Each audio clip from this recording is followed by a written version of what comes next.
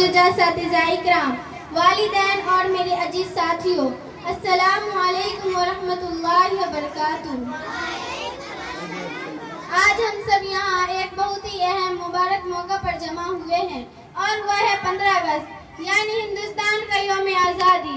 यह दिन हमें हर साल इस बात की याद दिलाता है कि हमारे वतन को अंग्रेजों की गुलामी से आज़ाद हासिल किए कई साल गुजर चुके हैं, लेकिन उस आज़ादी के पीछे जो कुर्बानियाँ दी गई है उन्हें हम कभी फरामोश नहीं कर सकते। 15 अगस्त 1947 को हमारा प्यारा मुल्क हिंदुस्तान आज़ाद हुआ। उस दिन की आज़ादी की खुशबू लेकर तुलू हुआ। लाखों शहीदों ने अपने जान कुर्बान करके हमें यह दिन दिखाया।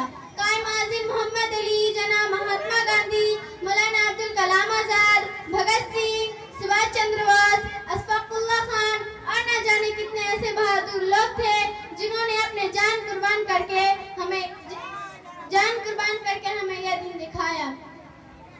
मेरे अजीज साथियों, आजादी सिर्फ झंडा लहराने या तराना गाने का नाम नहीं, बल्कि आजादी एक बहुत ही जिम्मेदारी है। हमें हर मजहब, हर जमाना, हर रंग व नस्ल भाइयों चार के साथ रहना है। हम अपने इस्लाम की कुर्बानियों को याद रखेंगे और यह